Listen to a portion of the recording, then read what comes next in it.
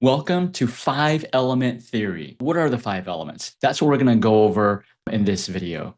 And so if you've gone to an acupuncturist or a Chinese TCM practitioner, then some of them may have gone over five elements. Five elements is a theory in traditional Chinese medicine. But what is it? Is it actually science or is it some woo-woo mystical healing, right? It's not. It's science. Don't be stuck on the words that we use in Chinese medicine. Back then, 3,000 years ago, when Chinese medicine was discovered, was developed, was started, was born, they didn't have the terminology that we use today. So don't be stuck on the terminology, like the words that they use. The words that they use in Chinese medicine may not make sense to people today, but there are corresponding words in today's Western medicine that is starting to explain what they already discovered 3,000 years ago. And that's the cool thing, is that people back then were super observant. They were observant of nature. They were observant of how God made this world work.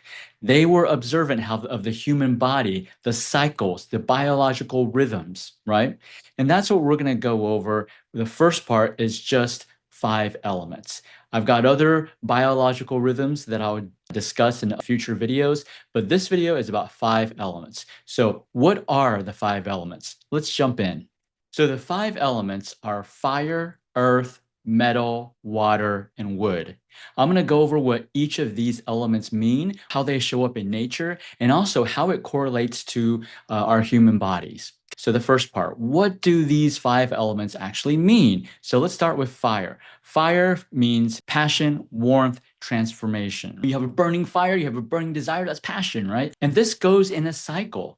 The people back then noticed nature goes in a cycle. Just like our bodies have biological rhythms, nature has its rhythm. Just like, look at the weather. We have spring, we have summer, we have fall, we have winter. Nature goes into cycles. In Chinese medicine, they found out, the doctors back then and 3,000 years ago saw there was these five cycles. They just called it five element. It could be five cycles, it could be five transformation. Again, don't be stuck on the word elements. Next one, earth element, symbolizes stability, nourishing, centering. Earth is feeding you, right? Metal is clarity, boundaries, release.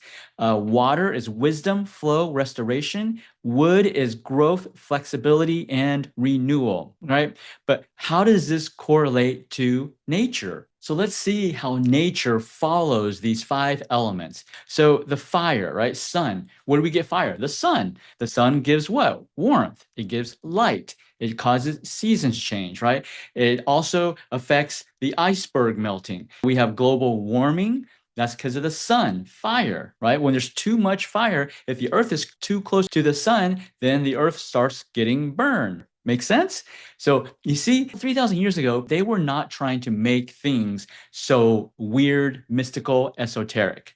I know a lot of Chinese medicine in today's society, especially in the US, it is viewed as something that's mystical, magic, that's not real medicine. 3,000 years ago, those people were about real physical medicine. Again, they just used different terminology than we use right now. They were speaking a different language. So don't get stuck with the language. Understand the idea, and you would just be amazed how people back then could understand medicine without MRIs, X-rays, without blood tests. They knew what was going on in the body without having to open the body, right? I think that's pretty cool, right? Next thing, so fire goes into earth. So when you have fire, sun, what does the sun do? Sun provides nutrients for plants, for the earth, for plants to grow. That's earth. Earth is the soil, the dirt. What is in the soil? Nourishment, nutrients. Soil nourishes and supports. It is a center that holds and balance. And what happens when certain nutrients are like hibernating? They're in the earth for thousands of years. That's where we get fossil fuel. You know, the stuff that you pump into your car? Gas, right? Where do you get that? You get that from fossil fuels, from breaking down crude oil. How does crude oil form? It's from the earth over time into metal. You have rocks and metals and diamonds. Where do we get all our minerals? Like we have electric vehicles right now. What's in those batteries? Those are all minerals. Why do you think All the countries are trying to gather a lot of the minerals in different parts of the world because you need those minerals to make batteries. But in Mother Nature, those minerals over time grow. Of course, they're compressed and they're formed as a chemical process. I'm not going to get into that. You just know that these minerals are natural. They are in the earth. That's what metal stands for. Don't you think our bodies need minerals? Sodium, potassium, chloride, these are all minerals. Where do we get the minerals from? They're all from the soil. And so metal also includes the different types of rocks, diamonds, steel, the coal, all of that comes from Mother Nature. Now, of course, there are many man-made minerals now, but traditionally in the world 3,000 years ago, these were all from Mother Nature. So after metal, there is water. Water flows downhill. It nourishes, it cleanses, it sustains life. All living organisms need water. After water, then you have trees, you have wood. That's trees grow towards the sky. They grow out from the earth. The earth is kind of the medium, and just figuratively, don't take me literally, metals are below the soil. And then wood are everything that is above the soil, all the trees, nature, plants, roots, all of this, like Chinese herbs. Some of them are below soil, but a lot of them are above soil, and they are in the wood element. And then from wood, guess what? Why is there forest fires? Now, I'm not talking about if you're in the US, in California, every year there's forest fires, someone just man-induced. But in nature, fires actually occur naturally. Why? Because that is the cycle of nature. Just imagine people sitting around just observing this happen, and it just occurs in cycle. It happens over and over, just like the seasons. The seasons, you don't have to do anything. You can't even stop it. Although man is trying to stop it, scientists are trying to maybe manipulate it, but summer always comes, fall always comes, winter always comes, spring always comes. It always comes every year. You can't stop it. There is a nature cycle. You may not believe it. Someone's controlling it. Whether you believe in God or not, hey, someone's controlling it. And someone's having this cycle go over and over every single year for centuries. Why does that happen? Because it must be important. But how does that link to humans? Because this affects human health. Our bodies have biological rhythms. It has cycles. We are nature, starting from the wood element, right? From the wood element, which corresponds to your liver and gallbladder organs, they support smooth flow, planting, growth. Wood in nature is growing plants and trees. So we are growing. In the human body, there's also detoxification. So there's vision, there's emotional balance, there's detox. Next, after wood is fire. So fire corresponds to the heart and small intestines. You also get warmth, circulation, joy. You also get good blood flow, healthy expression. After fire, guess what you get? Earth. Earth is all about digestion, energy production, stability, strong physical strength, muscles, a sense of grounding. After earth, you got metal. What is metal corresponding to? Lung and large intestine. Thousands of years ago, they had different terminology for everything. They used the word metal, but it corresponds to our actual lungs and our large intestine. What does that do? Breathing and elimination, healthy skin. Last is water. Water is corresponding to your kidney and bladder. What is that? Water metabolism. Your water metabolism is controlled by your water organs, which are your kidneys and bladder. I think this one most people can understand. Does that make sense? How your kidneys and bladder are your water element organs. So you got also healthy bones, fluid balance, electrolyte balance, restful energy. So it's important to understand the 5 elements. You can't just disregard it just because it's not in the anatomy and physiology book of a Western medicine.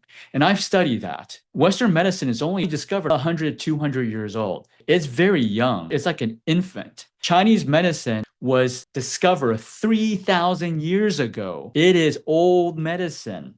It is medicine that has withstood the test of time.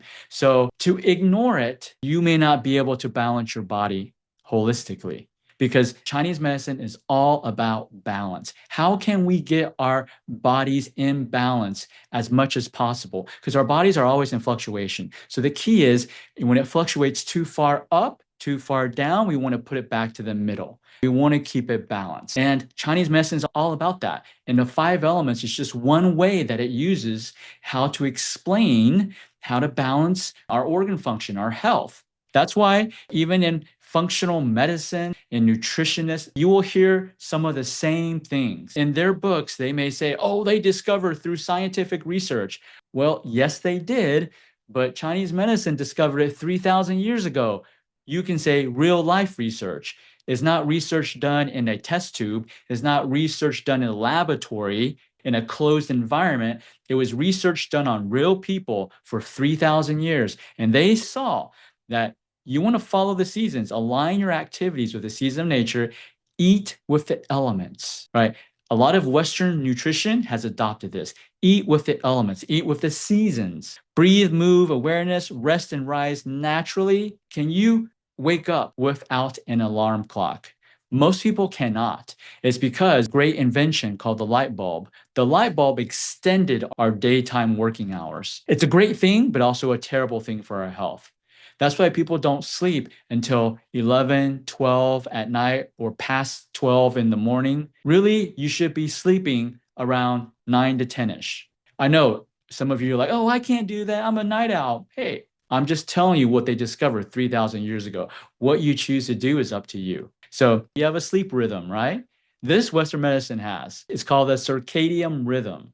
If you can't wake up without an alarm clock, your circadian is not in balance. You got to spend time in nature and cultivate balance within your emotions and your relationships. Okay? So this is an overview of how our bodies are related to the 5 elements and how the 5 elements are related to nature.